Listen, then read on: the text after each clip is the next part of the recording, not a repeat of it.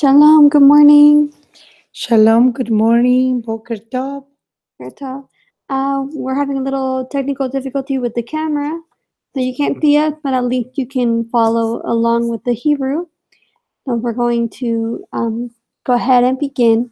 We just started the book of Shemot. Most people call it Exodus, the book of Shemot, which means the name for the children of Israel. And we read about how a new Pharaoh came over Mitzrayim who did not know Joseph, and he made the people of Israel slaves.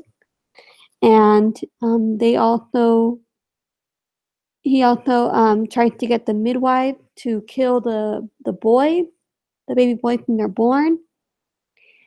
And then when that does not work, he commands that that all the children be thrown in the river. I think with the boys also. Yeah. So we are going to be reading chapter 2. And then it's about the birth of Moshe. And we're going to go ahead and say the blessing to begin. Baruch Yahweh Hambora. Baruch Yahweh Hambora Leolam Bae. Baruch Atah Yahweh Eloheinu melech haolam. Asher bakar banu mikochamim. Vanatan lanu et Torato. Baruch Atah Yahweh noten haTorah. Amen. Amen. So, chapter 2, verse 1 and 2. And a man of the house of Levi went and married a daughter of Levi, and the woman conceived and bore a son. And she saw that he was a lovely child, and she hid him 3 months. Okay, let's go ahead and hear the Hebrew.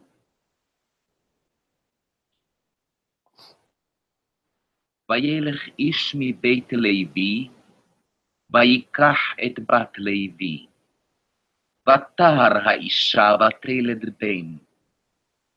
ותרא אותו כי טוב הוא, ותצפנהו 3 ירחים. Okay.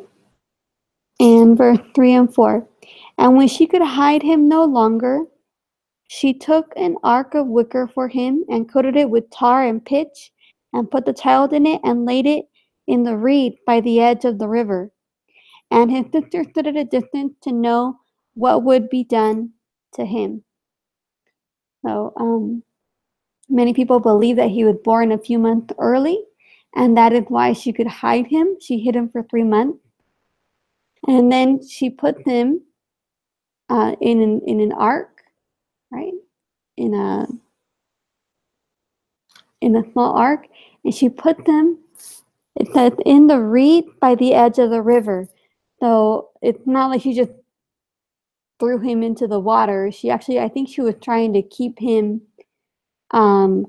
keep the little basket trapped in the reed so that it wouldn't go anywhere. So, okay, and Miriam is watching to see what's going to happen to him. Okay, and 5, let's hear that in the Hebrew, sorry. ולא יכלה עוד הצפינו, ותיקח לו תיבת גומה, ותחמרה בחמר ובזפת, ותשם בך את הילד, ותשם בסוף על שפת היאור. ותתצב אחותו מרחוק, לדעה מה יעשה לו. Okay. And verse 5 and 6. Okay. And the daughter of Pharaoh came down to wash herself at the river, and her young women were walking by the riverside. And when she saw the ark among the reeds, she sent her female servant to get it, and opened it and saw the child, and see, the baby wept. So she had compassion on him, and said, "This is one of the children of the Hebrews." Okay. But Pharaoh, the daughter of Pharaoh, okay, and let's see. And she said, this is one of the children of the Hebrews, Yaldei Ha'ivrim, one of the Hebrew children. Go ahead and hear that in the Hebrew, beginning on verse 5. ותרד בת פרעה לרחוץ על היאור, ונערותיה הולכות על יד היאור. ותראה את התיבה בתוך הסוף, ותשלח את אמתך, ותיקחיה. ותפתח, ותראהו את הילד, והנה נער בוכה. ותחמול עליו ותאמר, מילדי העברים זה. Okay, and then verse 7 and 8. And his sister said to Pharaoh's daughter, shall I go and call a nurse for you from the Hebrew women to nurse the child for you? And the Pharaoh's daughter said to her, go. And the girl went and called the child's mother. Okay, well, very clever. She convinced her to let her go get the baby's own mom. So, 7. So, let's do 7 and 8 in the Hebrew. ותאמר אחותו אל בת פרעה, האלך וקראתי לך אישה מינקת מן העבריות, ותניק לך את הילד. ותאמר לך בת פרעה, לכי. ותלך עלמה, ותקרא את אם הילד. Okay, that was verse 7 and 8 in the Hebrew. We're going to just take one pause for a moment because we need to fix the little technical problem that we're having. So just bear with us one moment. At this point, the situation of the Hebrews is really, really difficult, because there goes again the figure that tries to kill them, in every generation someone does that. It's just terrible. But always we know that we can count on Yahweh to show up and rescue them. Baruch atah Yahweh. Only. Blessed be his name. He always appears on time.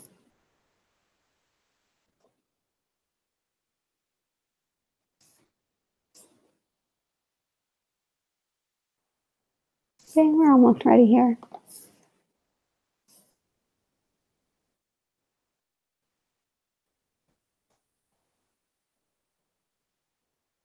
Okay.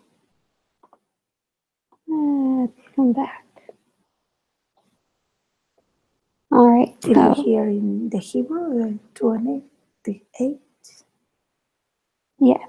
Now let's English 9. Let's go to verse 9 and 10.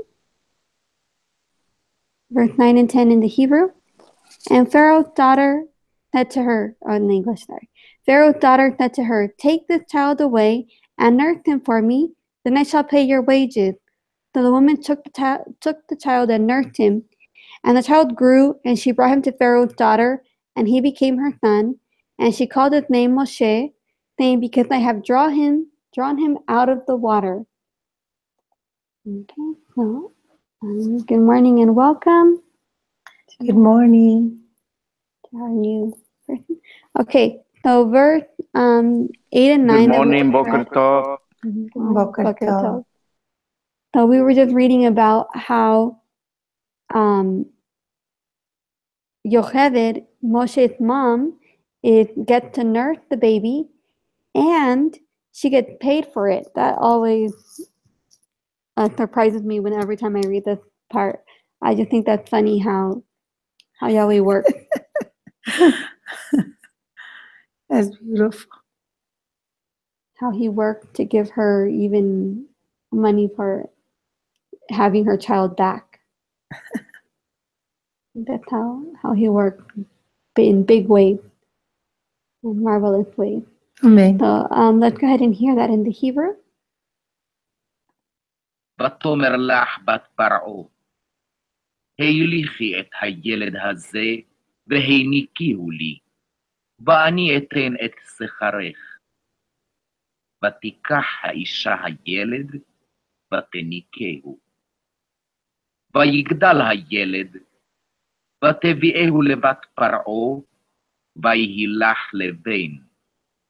ותקרא שמו משה, ותאמר כי מן המים משיתיהו. Okay. And we see the meaning of the word Moshe. Let's pull this up. The meaning of the word Moshe meaning drawn out of the water, drawing out, or rescued. And let's continue. Verse 11 and 12. And in those days it came to be, when Moshe was grown, that he went out to his brothers and looked at their burdens, and he saw a Mitzrite beating a Hebrew, one of his brothers. So he turned this way and that way, and when he saw no one, he smote the Mitzrite and hid him in the sand. Okay, so let's see 11 and 12 in the Hebrew. ויהי בימים ההם, ויגדל משה ויצא אל אחיו, וירא בסבלותם. וירא איש מצרי מכה איש עברי מאחיו. ויפן כה וכה, וירא כי אין איש, ויך את המצרי, ויטמנהו בחול. I think it's interesting also when people think about the validity of the Torah, how we have Moshe who wrote the Torah from the mouth of Yahweh, right? So he was dictated and he wrote it. And I just think when you look at this type of example where he's confessing that he murdered someone, and how he tried to do it kind of deceitfully, like that he looked this way, he looked that way, and then he when he saw that he could get away with it, he slew him. And I mean, he was And buried him. and buried him, yeah, and he was justified in a way because he saw him smiting one of his brothers, right, his Hebrew brothers. But still, I think for me, this is kind of like proof that the Torah is authentic, that it is truly the word of Yahweh. Because if it was somebody else, if he had just made it up from, out of his mind, I think he wouldn't have probably confessed to having murdered someone, and he probably wouldn't have done anything negative about himself. And yet we see that he does include this thing. So for me, this verse is like an example that the Torah is The validity of the Torah. right, that it's authentic. So verse 13 and 14. So he murdered him, he hides him. And 13, and he went out the second day and saw two Hebrew men fighting, and he said to the one who did the wrong, "Why did you smite your neighbor?" And he said, "Who made you a head and a judge over us? Do you intend to slay me as you slew the Mitzrite?" And Moshe feared and said, "Truly, the matter is known." Let's hear 13 and 14 in the Hebrew. ויצא ביום השני, והנה שני אנשים עברים ניצים. ויאמר לרשע, למה תכה רעך? ויאמר, מי שמך לאיש שר ושופט עלינו? הל הורגני אתה אומר, כאשר הרגת את המצרי? וירא משה ויאמר, אכן נודע הדבר. Okay. And surely the thing is known. Okay, and davar is the thing. word, let it know. Okay, and verse 15 and 16. And Pharaoh heard of this matter, and he thought to kill Moshe. But Moshe fled from the face of Pharaoh and dwelt in the land of Midian. And he sat down by a well. And the priest of Midian had 7 daughters. And they came and drew water, and they filled their troughs to water their father's flock. Okay, so Pharaoh tried to get revenge, and Moshe had to run away, and he goes to Midian. And let's hear that in the Hebrew. וישמע פרעה את הדבר הזה, ויבקש להרוג את משה. ויברח משה מפני פרעה, וישב בארץ מדיין, וישב על הבאר. ולכהן מדיין 7 בנות. ותבואנה ותדלנה ותמלאנה את הרהטים, להשקות צאן אביהן. Okay, and 17 and 18. But the shepherd came and drove them away. Then Moshe stood up and came to their rescue and watered their flock. And they came to Reuel their father and said, How is it that you have? And he said, How is it that you have come so soon today? And they said, A Mitzrite rescued us from the hand of the shepherds, and he also drew enough water for us and watered the flock. So I read through to verse 19. So normally the daughters of Reuel, priest of Midian, he later changed his name to Jethro. So his daughters usually have trouble because the shepherds push them away and they have to wait to water their flock. But Moshe comes to their rescue and helps them. And so then they come home on time, or they come home early. And the father says, Why are you so soon today? And they explain that a Mitzrite, so they see Moshe as an Egyptian. A Mitzrite delivered us out of the hand of the shepherd. So I wonder how he looks, like his appearance, if he still looks like an Egyptian. Probably. He delivered us out of the hand of the shepherd, and drew enough water for us. Let's hear that in the Hebrew, starting at verse 17. ויבואו הרועים, ויגרשום. ויקום משה ויושיען, וישק את צאנם. ותבואנה אל רעואל אביהן, ויאמר, מדוע מיהרתן בו היום? ותאמרנה, איש מצרי הצילנו מיד הרועים, וגם דלו דלה לנו, וישק את הצאן. ויאמר אל בנותיו, ואיו. Okay, sorry, went a little bit ahead. Okay. So verse 20 and 21, we're towards the end. And he said to his daughter, And where is he? Why did you leave the man? Call him and let him eat bread. And Moshe agreed to dwell with the man, and he gave Zipporah his daughter to Moshe. 20 and 21 in the Hebrew. אומר אל בנותיו, ואיו, למה זה עזבתן את האיש? קירן לו ויאכל לחם.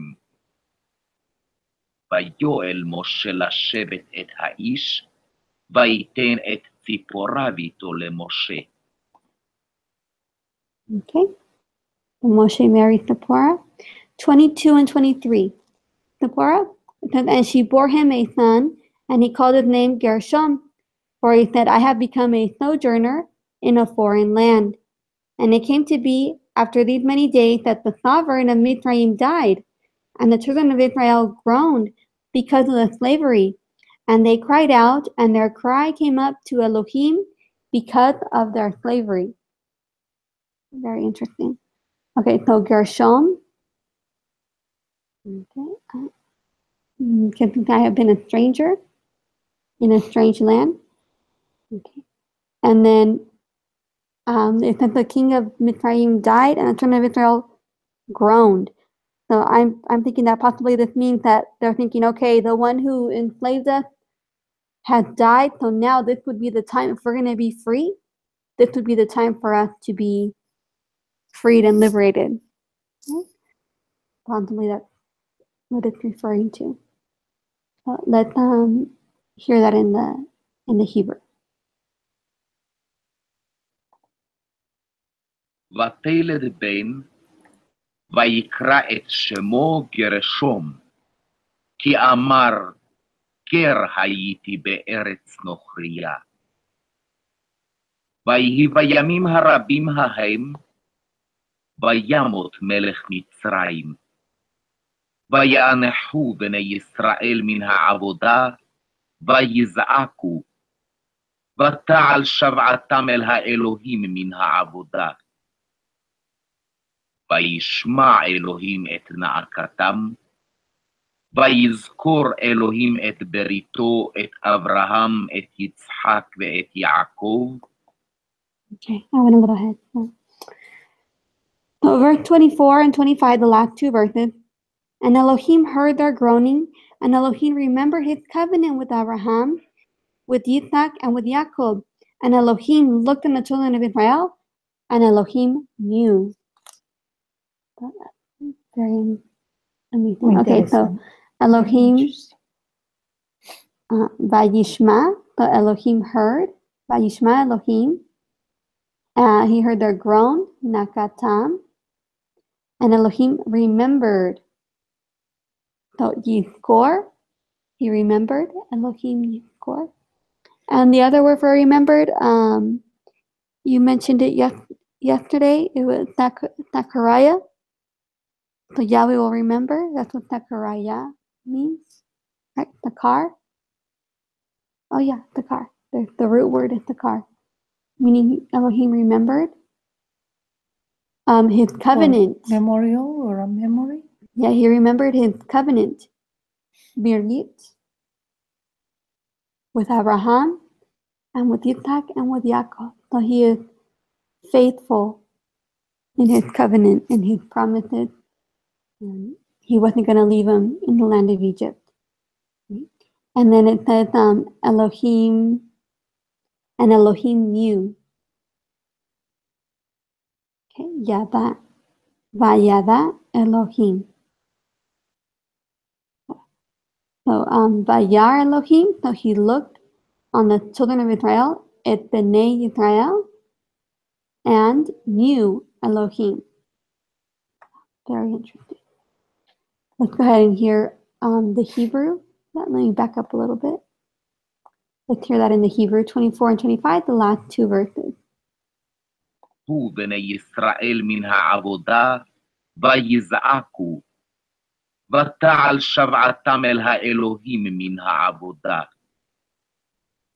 וישמע אלוהים את נאקתם, ויזכור אלוהים את בריתו, את אברהם, את יצחק ואת יעקב. וירא אלוהים את בני ישראל, וידע אלוהים. Okay, and that is the end of the second chapter, and we'll continue on Friday with the rest. Are there any comments, anything anybody wants to mention? The birth of Moshe, him growing up, him running away.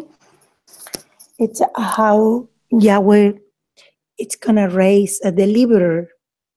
And that deliverer came and did his purpose, served his purpose, and did great things for the people of Israel. He's highly respected.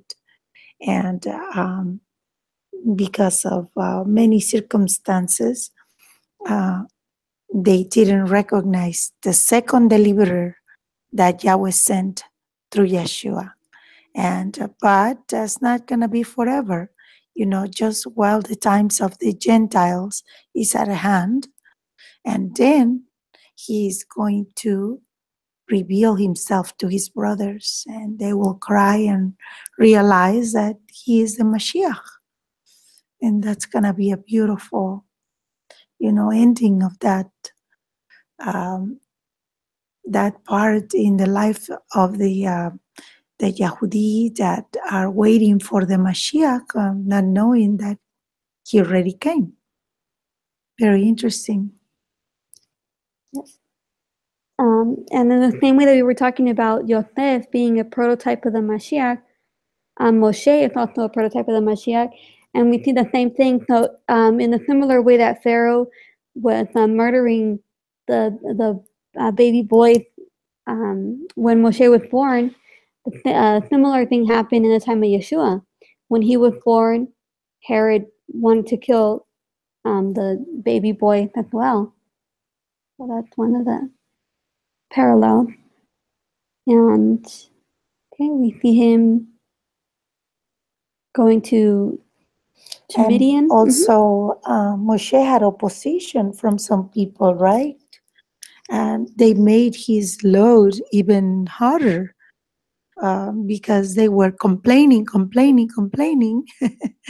And in the same manner, people who had opposition against Yeshua when he was doing his ministry, and they didn't want to recognize, the miracles that he was doing, and they felt offended that he said that he was the son of Elohim.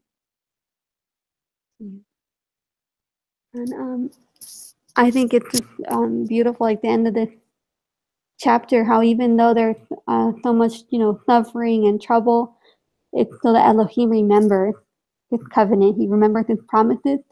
He remembers what he told you he's going to do for you, and his plan for you. It is still there, right? And he hasn't forgotten, and he is not distant, but he is involved, and he sees. It's Elohim looked, right? So he sees what's going on, and he is a righteous judge to rule fairly. Amen. So let's say the blessing to close.